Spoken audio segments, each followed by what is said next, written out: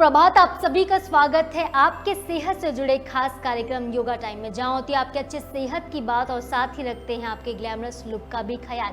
तो चलिए, इस योग की पाठशाला में आपको कुछ नया सिखाने के लिए मैं साधना पांडे आप सबके साथ एक बार फिर हाजिर हूं और शुरुआत करते हैं अपने सफ़र की। लेकिन इससे पहले आप ये सोच रहे होंगे कि मैं इस बेंच पर क्यों बैठी हूँ, क्योंकि हर दिन तो मैं मैट पर होती हूँ और ज़मीन पर हम आपको एक्सरसाइज बताते हैं या फिर किसी प्रॉप के सहारे बताते हैं। लेकिन आज ये बेंच होने की वजह ये है, बारिश का मौसम है। जैसा आप सभी को पता है, बारिश के दिनों में घास में नमी होने की वजह से हम आउटडोर एक्सरसाइज या वर्कआउट या योगा नहीं कर पाते और घर में भी कई बार ऐसा होता है कि एरिया बहुत कंजेस्टेड होता है, सामान इतने ज़्यादा होते हैं कि आपको फ्लोर की कमी हो जाती है। तो ऐसी सभी समस्याओं का समाधान लेकर मैं यहाँ पर हाजिर हूँ। तो आज हम आपको बताएंगे कि कैसे आप एक बेंच पर या फिर अगर आपके घर में कोई टी टेबल है, इसके सपोर्ट से आप कौन कौन से योगासन कर सकते हैं। तो चलिए, यही सीखने के लिए बुला लेते हैं अपनी योगा एक्सपर्ट अन्नपूर्णा टिकैया जी को। दोनों हाथ ज्ञान मुद्रा में, कमर सीधी, आंखें बंद, शोल्डर रिलैक्स्ड। एक बार लंबी गहरी श्वास लेंगे और श्वास छोड़ेंगे। एक बार ओम का उच्चारण, इनहेल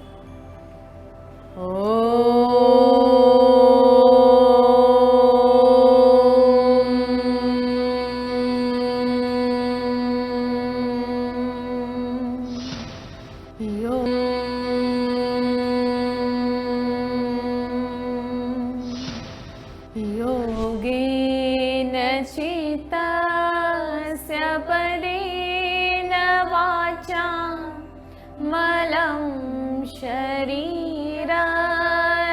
च वैद्यकीना योपाकरोतं प्रवरं मुनीना पतञ्जलिं प्राञ्जलिरानतोऽस्मि पतञ्जलिं प्राञ्जलिरानतोऽस्मि। एक बार लंबी गहरी श्वास लेंगे और श्वास छोड़ेंगे। दोनों हथेलियों को आपस में रब करेंगे। इस उत्पन्न ऊर्जा को अपने आँख, अपने चेहरे और पूरे शरीर पर लगाएंगे।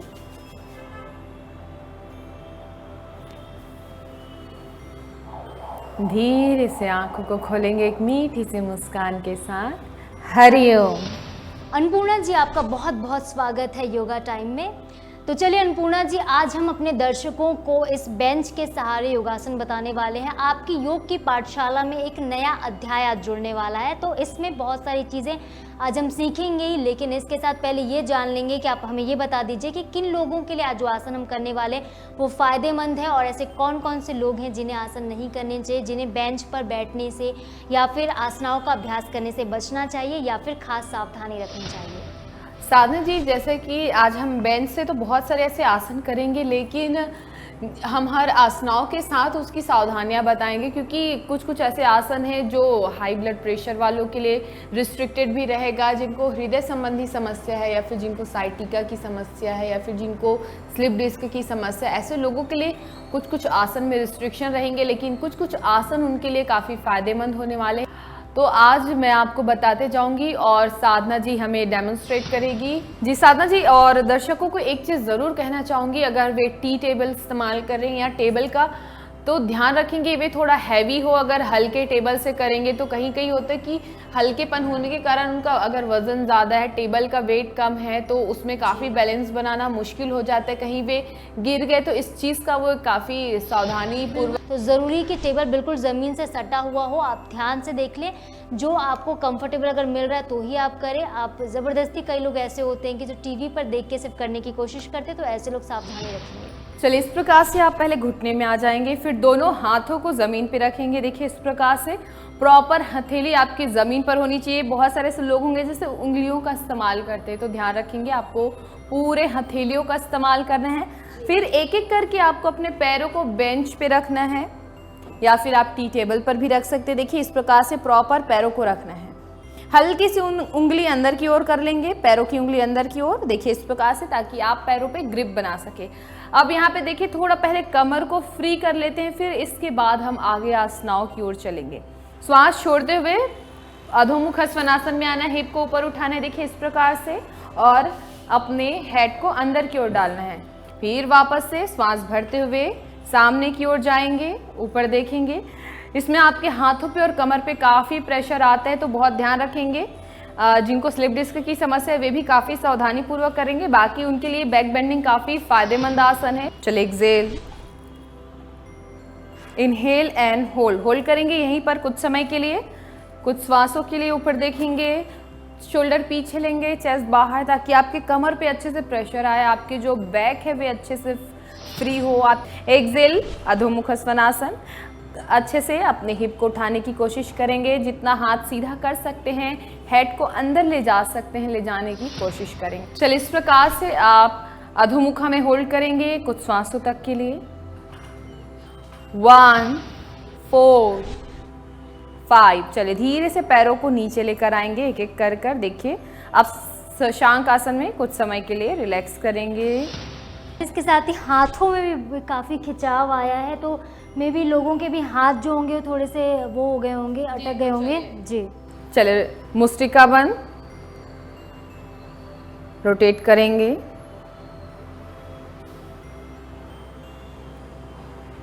Five round clockwise, 5 round anti clockwise घुमाएंगे।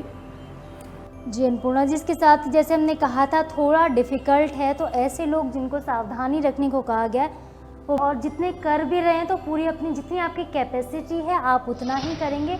हमारे जो योग गुरु आइंगर है, उन्होंने प्रॉप्स के साथ बहुत सारे ऐसे योगाभ्यास बताए, उन्होंने बेंच के साथ भी ऐसे योगाभ्यास बताए हैं जो कि आपके लिए काफ़ी फायदेमंद है और काफ़ी हेल्दी भी है। तो जी अन्नपूर्णा जी, और काफ़ी अच्छी स्वेटिंग भी अभी वार्म अप से शुरुआत हो गई है और मैंने काफ़ी रिलैक्स भी कर लिया, अब हैंड्स भी फ्री हो गए। तो चलिए अब चलते हैं अगले आसन की तरफ और आसनों को शुरू करते हैं। चलिए अब साधना जी आप टेबल की तरफ फेस करते हुए बैठ जाएंगे। चलिए तो इस प्रकार से आप घुटने पे आ जाएंगे। अब थोड़ा सा आगे झुकते हुए अपने कोहनी को, अपने एल्बो को देखिए ऐसे टेबल से टिका लेंगे। अब देखिए अपने दोनों हाथों को इस प्रकार से फिंगर लॉक करेंगे।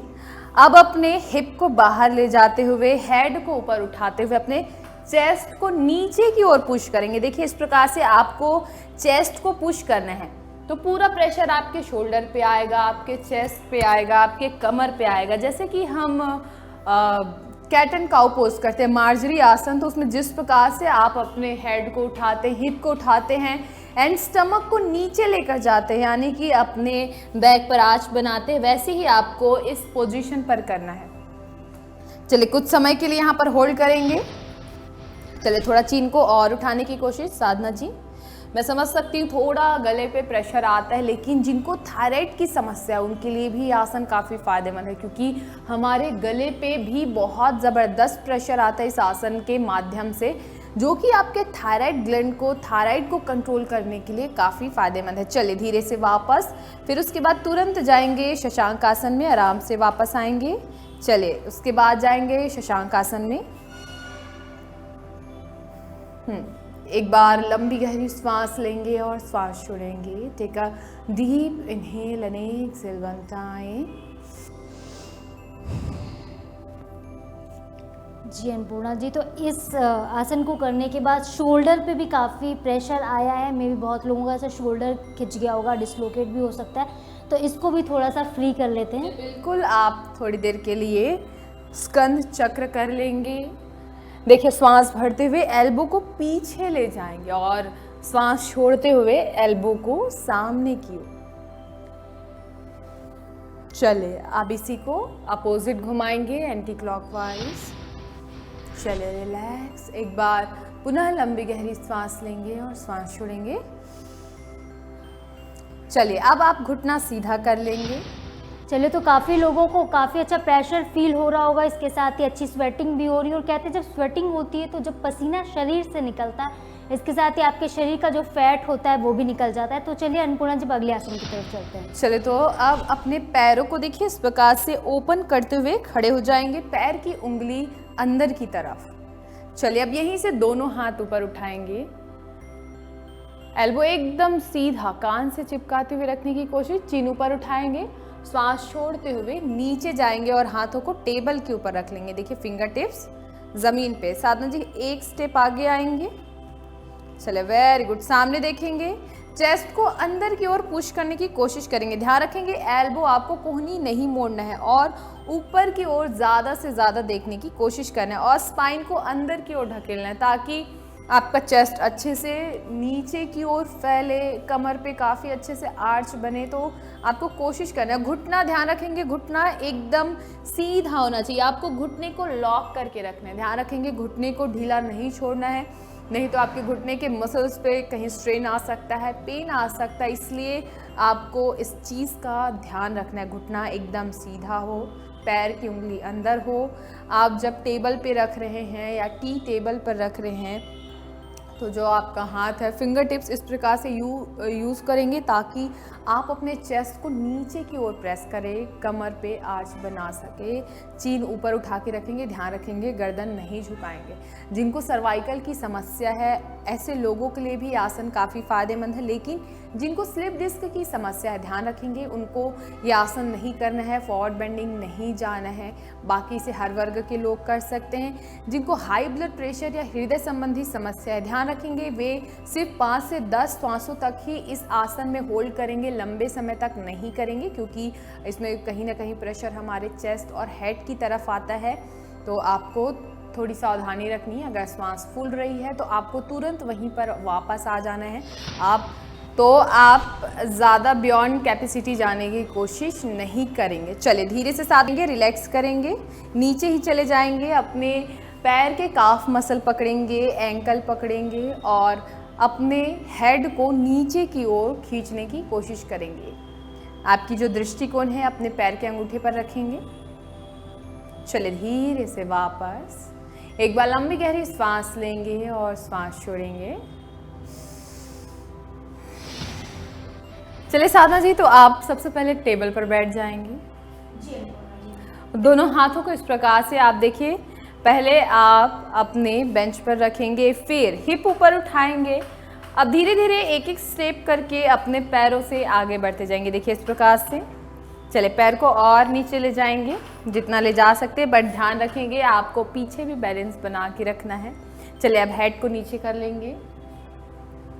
यह आसन काफ़ी फायदेमंद है उन लोगों के लिए जिनको अस्थमा की समस्या है, हृदय संबंधी समस्या है, जिनको थायराइड की समस्या है। ऐसे लोगों के लिए यह आसन काफ़ी फायदेमंद। और इस एक चीज़ का ध्यान रखेंगे, अगर आप कफ, कोल्ड एंड फीवर में कर रहे हैं तो आपको रुक जाना है। आपको बिल्कुल भी योगाभ्यास नहीं करना है। कुछ समय और रुकेंगे और जितना हेड ऊपर ले जाएंगे, जितना चीन ऊपर उठाएंगे, उतना ही आपके थायराइड ग्लैंड के लिए काफ़ी फायदेमंद है। चलिए धीरे धीरे एक एक स्टेप करके पीछे आएंगे, फिर वापस से बैठ जाएंगे। अब अपने पैरों को सीधा कर लेंगे साधना जी, यहीं से नीचे ज़मीन पे रखेंगे। इनहेल करेंगे, दोनों हाथ ऊपर उठाएंगे, देन एक्सहेल करते हुए फॉरवर्ड चले जाएंगे।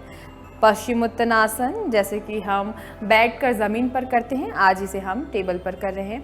बस ध्यान रखेंगे जिनको स्लिप डिस्क की समस्या है, जिनको हर्निया की समस्या है, वे यह आसन नहीं करेंगे। चलिए धीरे से वापस लंबी गहरी सांस लेते हुए ऊपर, सांस छोड़ते हुए रिलैक्स। चलिए अब हम देखेंगे बेंच में कैसे चक्रासन का अभ्यास किया जाता है। बस आपको खास सावधानी रखनी है।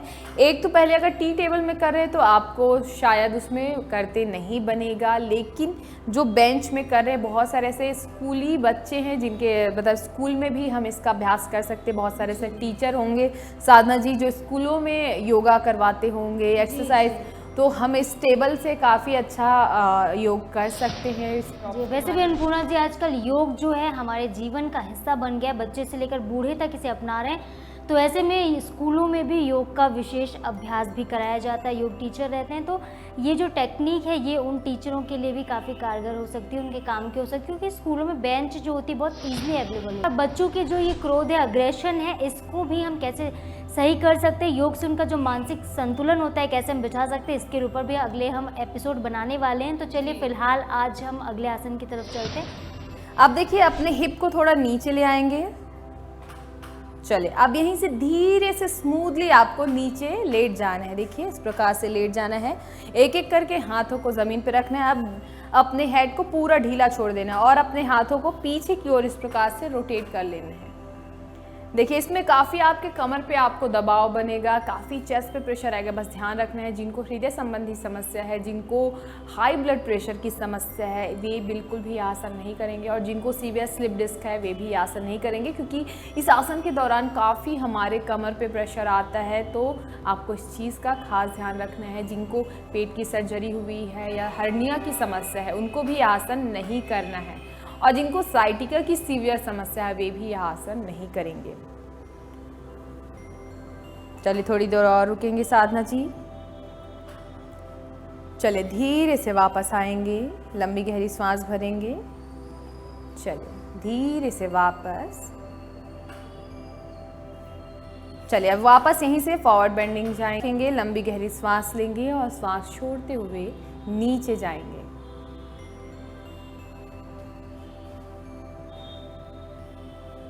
चलिए धीरे से लंबी गहरी सांस लेते हुए ऊपर, सांस छोड़ते हुए रिलैक्स। पुनः लंबी गहरी सांस लेंगे और सांस छोड़ेंगे। अब हम जो अगला अभ्यास करने वाले हैं साधना जी, वे हर कोई मतलब अपने घर में कर सकते हैं, जिनके पास कोई चीज़ अवेलेबल हो या ना हो। लेकिन बहुत सारे ऐसे लोगों, सबके घर बेड तो होते ही है, तो हम बिस्तर में भी इसका अभ्यास कर सकते हैं। इससे हमारे काफ़ी कमर पे भी स्ट्रेच आता है, इससे हमारे चेस्ट भी काफ़ी फ्री होते हैं। बस जिनको हाई ब्लड प्रेशर या फिर जिनको वर्टिगो की समस्या है, जिनको चक्कर आता है बहुत ज़्यादा, ऐसे लोग खास ध्यान रखेंगे, उनको यह आसन बिल्कुल भी नहीं करना है। जी बिल्कुल, जिनको सावधानी रखने, क्योंकि ऐसे में जब हम लोग पीछे की तरफ जाते हैं तो आसमान की तरफ देखते हैं, तो वर्टिगो मतलब ऐसे लोग जिनको ऊपर देखने से ऐसे फील होता है कि उनको चक्कर आ रहा है, या कई बार ऐसे होते वॉमिट जैसा फील होने लगता है आसमान की तरफ देखने से, तो ऐसे लोग बिल्कुल बच के करेंगे। चलिए तो आप अगर बेड में कर रहे हैं या फिर टी टेबल में कर रहे हैं या बेंच में कर रहे हैं, तो अपने पैरों को देखिए पहले ऐसे ऊपर ले आएंगे, क्लोज कर लेंगे। अब देखिए आपको अपने बेड के किनारे पर इस प्रकार से बैठना है। अब धीरे से देखिए सपोर्ट लेते हुए नीचे जाएंगे। अगर आप डायरेक्टली नहीं जा पाएंगे तो धीरे धीरे स्लाइड करते हुए जाएंगे। अब अपने हेड के ऊपर हिस्से को देखिए ऐसे झुका लेंगे। अब नीचे देखिए 2 से 3 तकिया ले लेंगे। अगर तकिया नहीं है तो आप हाफ में ही होल्ड करेंगे। देखिए इस प्रकार से अपने हेड को सपोर्ट देंगे। हाथों को नीचे तकिए के ऊपर रख लेंगे। अगर आपको ऐसा लग रहा है कि आप गिरने वाले हैं, तो आपको हाथ सामने की ओर लेकर आना है। इसमें ऐसा होता है कि जब हम अपने ऊपर वाले हिस्से को नीचे झुकाते हैं तो हमें ऐसा लगता है कि हम नीचे गिरने वाले हैं या फिर कहीं हम नीचे कहीं फिसल ना जाए, ऐसे डर बना रहता है। लेकिन डरने वाली बात नहीं है, क्योंकि आपके शरीर का पूरा आधा हिस्सा, आधे से ज़्यादा वज़न ऊपर की ओर रहता है, बेड में रहता है, बेंच में रहता है, तो ऐसे कोई डरने वाली बात नहीं है। लेकिन जिनको हाई ब्लड प्रेशर है, हृदय संबंधी समस्या है, वे बिल्कुल भी इस आसन को नहीं करेंगे। बाकी जिनको थायराइड की समस्या है, स्लिप डिस्क की समस्या है, अस्थमा की समस्या है, सर्वाइकल की समस्या है, तो ऐसे लोगों के लिए आसन काफ़ी फ़ायदेमंद होने वाला है। और जिनको साइटिका की समस्या है, ऐसे लोगों के लिए भी यह आसन काफ़ी फ़ायदेमंद है। तो देखिए आप ऐसे हेड को नीचे रख लेंगे। आपके घर 2-3 तकिए तो हर किसी के घर होता ही है, तो आप अपने हेड के नीचे ऐसे, आप चाहे चौड़े तकिए भी ले सकते हैं। इसमें ज़रूरी नहीं है कि आप राउंड पिलो ही लें, तो आप 2 से 3 चौड़े तकिए को अपने हेड के नीचे रख लेंगे और अपने हाथों को इस प्रकार से नीचे लटकाते हुए ले जाएंगे। देखिए इसमें साधना जी मैं पूछना चाहूँगी, आपको इस आसन में मज़ा आ रहा है या फिर डर लग रहा है? जी बिल्कुल, मेरे को तो अन्नपूर्णा जी काफ़ी रिलैक्स और बहुत मज़ा आ रहा है, क्योंकि अक्सर मैं अपने घर पे बेड पे लेटे लेटे भी मैंने मतलब ये गर्दन नीचे करने वाला काम किया हुआ है। बेड पे लेटे लेटे गर्दन नीचे ले, जब भी हेडेक होता है तो कभी ऐसा लगता है कि हमारा जो ब्लड सर्कुलेशन है वो सही नहीं हो रहा है, तो मैं अक्सर ये करती हूँ, बिस्तर पे मैंने पैर रखे और बेड के नीचे मैं अपनी गर्दन ले लेती हूँ। जहाँ तक मैं जा पाती हूँ वहाँ तक मैं लटक जाती हूँ। तो लगभग ये ऐसा ही, अगर आपके पास बेंच है तो आप इसकी सपोर्ट से कर सकते हैं। अगर आपके पास पिलो नहीं और आपकी प्रैक्टिस बहुत अच्छी होगी तो आप विदाउट पिलो भी इसे कर सकते हैं। आप जैसे इस पिलो को आप हटा दिया आपने और आप ये लटक गए। जी बिल्कुल साधना जी, जिनको ऐसा है कि आप कॉन्फिडेंस है कि हाँ आप ये कर सकते हैं बिना पिलो का, तो बिल्कुल कर सकते हैं। चलिए धीरे से वापस, चलिए एक बार लंबी गहरी सांस लेंगे और सांस छोड़ेंगे और ध्यान रखेंगे इस आसन से आपको आने के बाद तुरंत फॉरवर्ड बेंडिंग जाना है। चलिए लंबी गहरी श्वास लेंगे और श्वास छोड़ते हुए सामने की ओर जाएंगे। पैर की उंगली देखिए अंदर की ओर खींचना है। आप उंगलियों को जितना अंदर खींचेंगे उतना ही आपके जो नीचे काफ मसल है। चलिए अब जब भी इस आसन से आएंगे ध्यान रखेंगे आपको फॉरवर्ड बेंडिंग जाना नहीं भूलना है। लंबी गहरी श्वास लेंगे, दोनों हाथ ऊपर उठाएंगे और श्वास छोड़ते हुए नीचे जाएंगे। पैर की जो उंगलियां हैं टाइटली अंदर की ओर खींचते हुए रखेंगे ताकि आपके जो हैमस्ट्रिंग है, जो काफ मसल है, उस पर काफ़ी खिंचाव बने, आपका पैर फ्री हो। क्योंकि अगर आपके लेग अगर फ्लेक्सिबल होते हैं तो आपको कभी कमर दर्द की समस्या नहीं आती। हम बहुत सारे लोगों को ये पता नहीं होता कि लेग फ्री होने के फ़ायदे क्या होते हैं। अगर आपके नीचे वाले हिस्से अगर हैमस्ट्रिंग और काफ मसल फ्री है तो कभी आपको कमर दर्द की समस्या नहीं होती। काफ़ी फ्री होता है, लचीला होता है, आपके मेरुदंड लचीले होते हैं, जिससे आपको कभी भी कोई भी स्पाइन से रिलेटेड समस्या नहीं आती। चलिए धीरे से वापस लंबी गहरी श्वास लेते हुए श्वास छोड़ते हुए रिलैक्स। चलिए पुनः एक बार लंबी गहरी श्वास लेंगे और श्वास छोड़ेंगे। चलिए तो कोई भी ध्यानात्मक आसन में बैठ जाएंगे। दोनों हाथ ज्ञान मुद्रा में, कमर सीधी, आंखें बंद, शोल्डर रिलैक्स। एक बार लंबी गहरी श्वास लेंगे और श्वास छोड़ेंगे। एक बार ओम का उच्चारण, इनहेल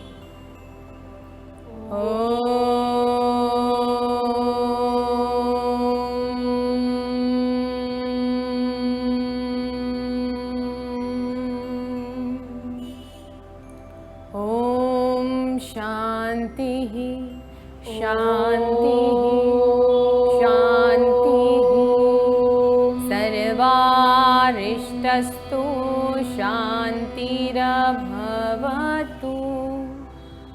एक बार लंबी गहरी श्वास लेंगे और श्वास छोड़ेंगे। दोनों हथेलियों को आपस में रब करेंगे। इससे उत्पन्न ऊर्जा को अपने आंख, अपने चेहरे और पूरे शरीर पर लगाएंगे।